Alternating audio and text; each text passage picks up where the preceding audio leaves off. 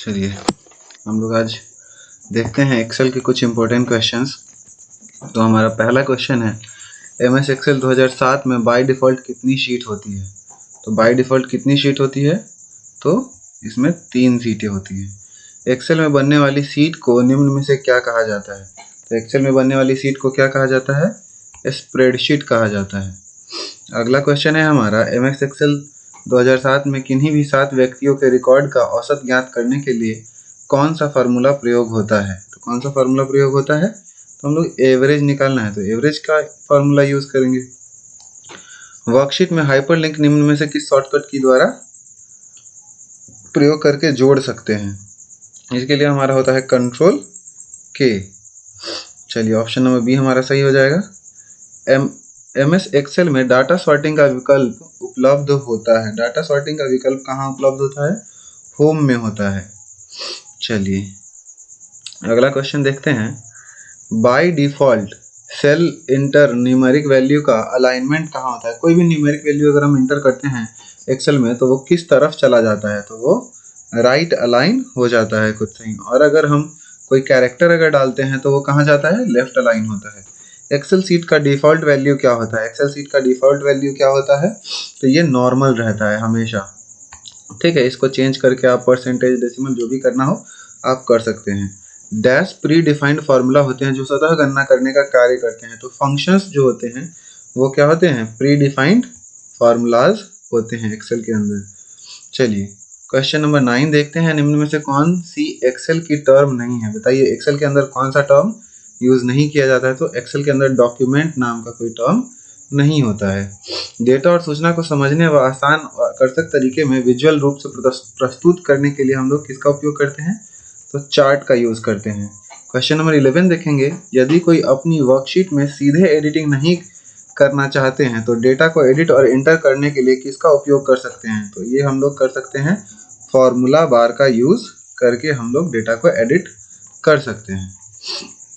अगला क्वेश्चन हम लोग देखते हैं, रॉ और कॉलम का कटाव क्या कहलाता है? तो वो क्या कहलाता है? सेल कहलाता है। एक से अधिक क्रमिक सेलों का चयन करके उनमें एक सेल में परिवर्तन करने की प्रक्रिया क्या कहलाती है? तो मर्ज कहलाती है। ठीक है, अगला क्वेश्चन देखते हैं, एमएस एक्सेल में सेलेक्ट किए गए सेल के कंटेंट को एक नए बड़े सेल में संयोजन करने के केंद्र में लाकर सेंटर करने के लिए निम्न में से किसका प्रयोग किया जाता है? तो इसलिए मर्ज एंड सेंटर का उपयोग किया जाता है। सेल एड्रेस कहाँ दिखाई देता है? तो सेल एड्रेस कहाँ दिखाई देता है? नेम बॉक्स में दिखाई देता है। सेल एड्रेस कहाँ दिखाई देता है? नेम बॉक्स में। ओके, एक्सेल में एक्टिव सेल के कंटेंट्स को कौन प्रदर्शित करता है? तो एक्सेल के एक्टिव सेल के कंटेंट्स को फॉर्मूला बार प्रदर्शित करता है। अगला हम लोग देखते हैं, एमएस एक्सेल डॉक्यूमेंट में प्रत्येक सेल अपने सेल एड्रेस से रेफर किया जाता है जो किससे मिलकर बना होता है? तो ये हमारा सेल का रो और कॉलम लेवल से मिलकर बना होता है। ठीक है, ऑप्शन नंबर डी इसका आंसर हो जाएगा। नई वर्कशीट इंसर्ट करने के लिए शॉर्टकट कुंजी क्या है? नई वर्कशीट अगर हमको इंसर्ट करना है तो उसके लिए हमारा शॉर्टकट की होता है शिफ्ट F11। उसके बाद हम लोग देखते हैं क्वेश्चन नंबर 19 कि एमएस एक्सेल में किस तरह के चार्ट्स बनाए जा सकते हैं? तो इसमें किस तरह के चार्ट्स बनाए जा सकते हैं? बार चार्ट्स, रेखीय ग्राफ और पाई चार्ट्स बनाए जा सकते हैं। चलिए इसके आगे हम लोग देखते हैं नेक्स्ट क्वेश्चन, एमएस एक्सेल में किसी भी फार्मूला का उपयोग करने के लिए पहले डैश लगाना अनिवार्य होता है। तो इक्वल टू का साइन लगाना अनिवार्य होता है कोई भी फार्मूला लिखने के लिए। इक्वल टू सम फार्मूला अंकों को डैश के लिए उपयोग किया जाता है। तो इक्वल टू सम किसके लिए यूज किया जाता है? ये ऐड के लिए यूज किया जाता है। चलिए हम लोग अगला क्वेश्चन देखते हैं, एमएस एक्सेल का डिफॉल्ट फाइल एक्सटेंशन क्या होता है? तो डिफॉल्ट फाइल एक्सटेंशन क्या होता है? आप लोग बताइएगा क्या होता है? .xslx। ठीक है, ये हमारा ऑप्शन नंबर सी हो जाएगा। चलिए अगला देखते हैं, एमएस एक्सेल में हर डैश का अपना एड्रेस होता है। हर एक सेल का क्या होता है? अपना एड्रेस होता है। एमएस ऑफिस में किस सॉफ्टवेयर में चेंज केस ऑप्शन नहीं दिया गया है? तो बताइए कहाँ पे चेंज केस नहीं दिया गया है? तो एमएस एक्सेल में चेंज केस का ऑप्शन नहीं दिया गया है। इसमें से कैपिटल से स्मॉल, स्मॉल से कैपिटल ये चीज़ नहीं कर सकते हैं, बट फॉर्मूला के जरिए ये भी किया जा सकता है। चलिए, एक्सेल में प्रिंट प्रीव्यू देखने के लिए शॉर्टकट की क्या है? तो प्रिंट प्रीव्यू देखने के लिए शॉर्टकट की क्या है? Control F2।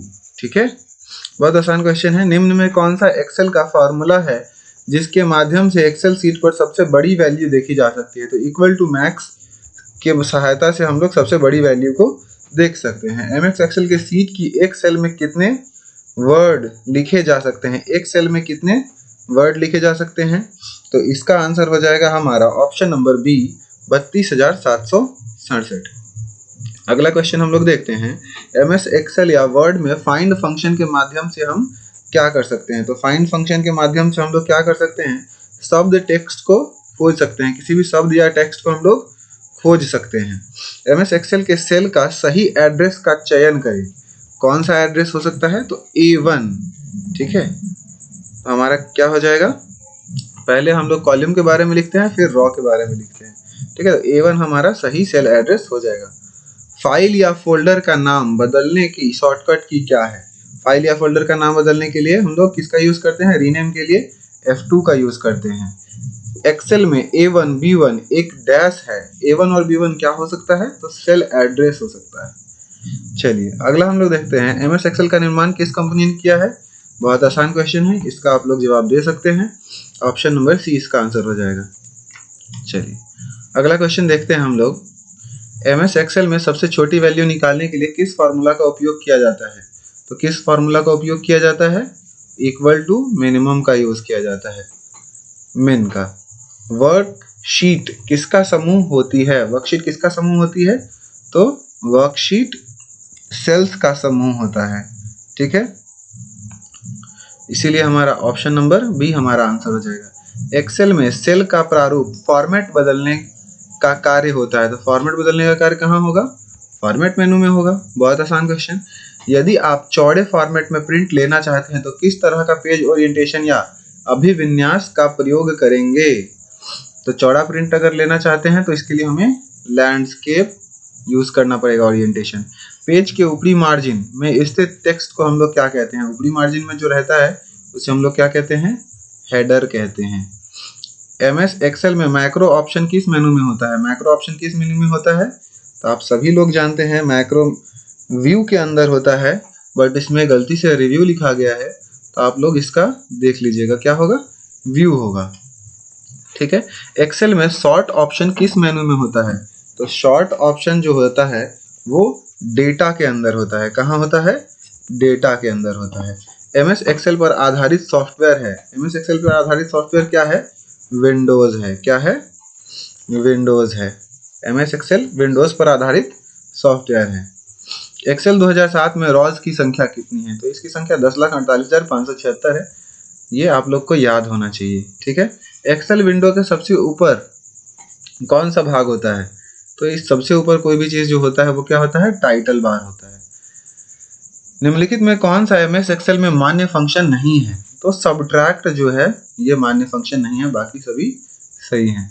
एमएस एक्सेल में वर्कशीट के एकदम दाहिनी पर निम्नलिखित में से क्या दिखाई देता है? एकदम दाहिनी तरफ क्या हो सकता है बताइए? इस तरफ हमारा बायां होता है और इस तरफ हमारा दायां होता है, तो क्या हो जाएगा? वर्टिकल स्क्रॉल बार। ठीक है, इस तरफ इस साइड जो है हमारे पास क्या होता है? वर्टिकल स्क्रॉल बार होता है। जो ये स्क्रॉल बार इस तरह का हम लोग यूज कर रहे हैं, इसी तरह का होता है।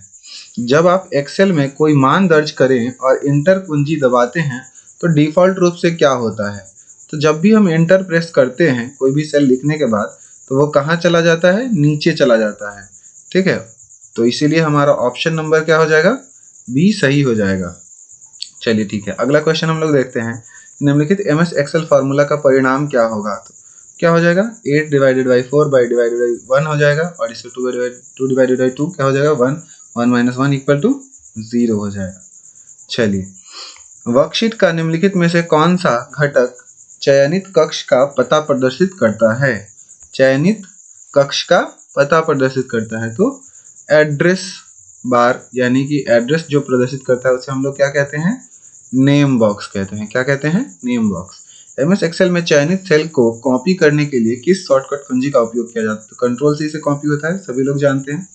चलिए, MS एक्सेल में निम्नलिखित में से कौन सा फंक्शन किसी रेंज के भीतर किसी दी गई शर्त को पूरा करने वाले सेल्स की संख्या गणना करता है? यानी कि मतलब उसमें कोई भी कंडीशन लगा के हम लोग कैलकुलेशन कर सकते हैं कितने सेल्स हैं, तो उससे हम लोग काउंट इफ के जरिए कर सकते हैं। एक स्प्रेडशीट में सेल को एडिट करने के संदर्भ में दिए गए विकल्पों में से कौन सा विकल्प सूची 1 और सूची 2 के साथ सबसे अच्छा मिलान करता है? तो इसका आंसर क्या हो जाएगा? हमारा ऑप्शन नंबर ए हो जाएगा, जिसमें इंटर से हम लोग का क्या होता है, तो इंटर जब हम करते हैं तो आपको नीचे अगले सेल में ले जाता है, ठीक है। जब हम शिफ्ट और टैब करते हैं तो आपको बाएं और अगले सेल में ले जाता है, और जब हम लोग टैब करते हैं तो आपको दाईं और अगले सेल में ले जाता है, और जब एरो की प्रेस करते हैं तो हम लोग एरो की दिशा में ले जाता है। जिस भी एरो पे क्लिक करेंगे उस एरो की दिशा में ले जाएगा।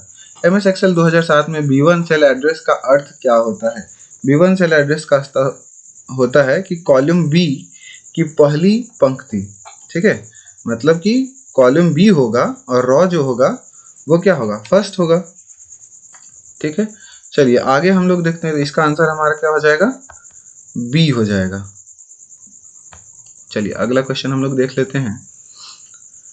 MS एक्सेल 2007 में सेल या सेल्स का बॉर्डर बनाने के लिए निम्नलिखित में से किस विकल्प का प्रयोग किया जाता है? तो हम लोग होम टैब का फॉन्ट ग्रुप का यूज करते हैं, यानी ऑप्शन नंबर बी इसका भी आंसर है।